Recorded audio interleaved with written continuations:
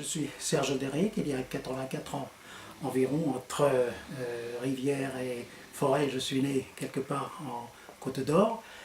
À l'âge de 5 ans, j'ai entrepris mon premier voyage, c'est-à-dire que j'ai traversé de la rive droite à la rive gauche une rivière. Mais cette rivière est tout de même une rivière qui a son importance puisque c'est le premier affluent de la Seine. Ah, donc il était 5 ans, j'avais 5 ans. Ensuite, à l'âge de 16 ans, je suis allé, comme beaucoup, je suis monté, dit-on, à Paris.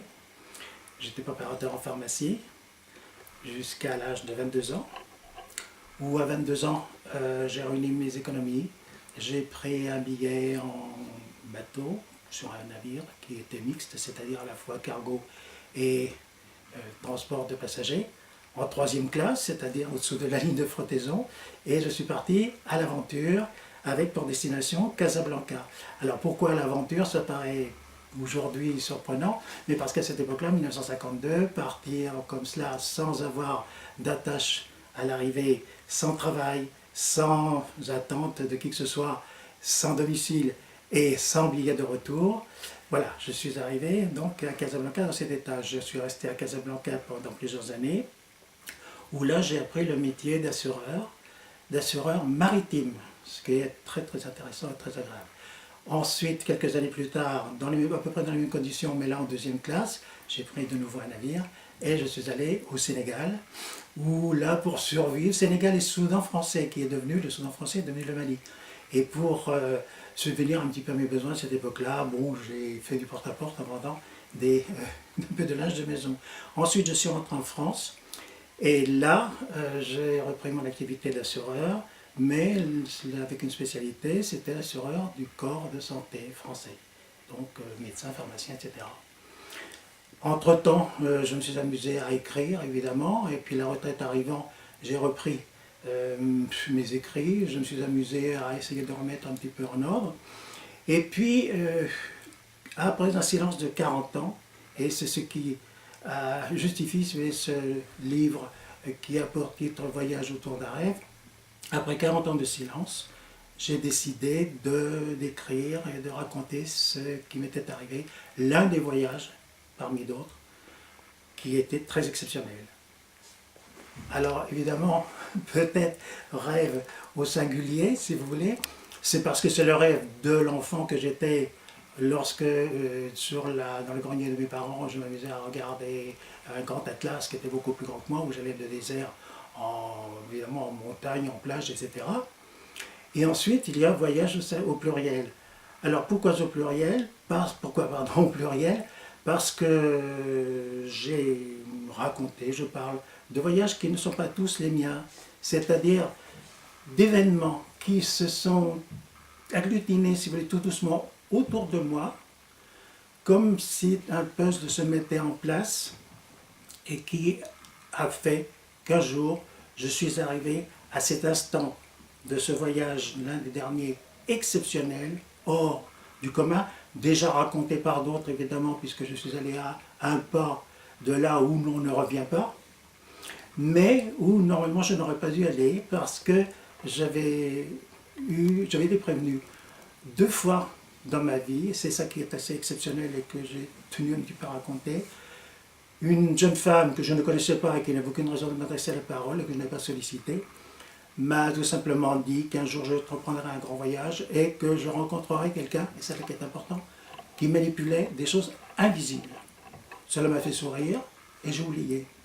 Et puis il y a eu ensuite un rêve très long, prémonitoire, qui vraiment a raconté tout ce qui devait par la suite m'arriver. Je n'en ai pas tenu compte. Et voilà, je suis arrivé à ce moment de ce voyage qui fait l'objet de ce premier livre, qui est Voyage autour d'un rêve. Je l'ai écrit aussi pour une autre raison. Je souhaite, si quelques lecteurs en prennent connaissance, leur apporter dans certains cas un petit peu d'espoir, car il y a un peu d'espoir quand même dans ce livre. Et puis ce que je souhaite aussi, c'est que les personnes qui douteront peut-être des paroles qui sont écrites, réfléchiront peut-être un petit peu et se penseront peut-être que je n'ai rien inventé, car effectivement, je n'ai absolument rien inventé. C'est pourquoi je suis resté pendant 40 ans silencieux. Tellement ce qui s'est passé est exceptionnel. Donc ça, c'est le premier livre que j'ai écrit. J'espère qu'il apportera, je dis, un peu de sérénité, peut-être un peu d'espoir à certains. Voilà. Votre second livre s'intitule « Je marche dans mon livre ». Alors, oui, le second livre, le premier donc est un récit, c'est vrai. Le second livre, « Je marche dans mon livre », ce titre est une phrase prononcée par le personnage principal de ce roman.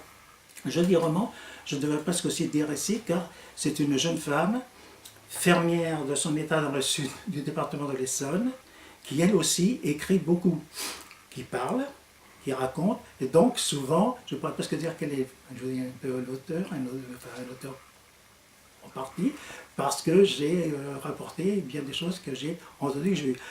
Alors cette jeune femme qui s'est trouvée à un certain moment de sa vie surprise, rentrant de ses champs avec son attelage et dans un endroit assez étroit, surprise par un orage très violent, s'est trouvée, disons, bousculée, projetée un petit peu à droite et à gauche, et s'est retrouvée dans un état second, peut-être plus grave ou moins grave, ça le lecteur le découvrira, mais toujours parvenant, bien qu'elle entendait quelquefois la voix de son mari, parvenant dans un monde là aussi où elle a fait des rencontres exceptionnelles, elle aussi, très curieuse, vrai ou faux, je ne sais pas, mais elle les a dites et je les ai rapportées, entre parenthèses, entre autres, disons, une longue conversation entre Dieu et Satan, qui, accoudé à un nuage, regarde ce qui se passe en France et raconte un petit peu notre vie et porte des jugements sur nous, Satan ayant pour plaisir par moment de lancer quelques éclairs dont l'une a atteint la dent j'ai oublié, la dent du géant, pardon, non loin de la vallée de Chaudefour, du côté de la Bourboule. Entre-temps, évidemment, dans ce livre, qui est surtout un divertissement, il y a un groupe important qui, à une certaine époque, s'est trompé de route et au lieu de se dirigeant sur le Larzac, est passé par Juvisy, Corbeil, etc., avec quelques événements amusants. Voilà, donc c'est un divertissement et j'espère qu'elle lui aussi apportera avec plaisir aux lecteurs qui voudront bien le prendre.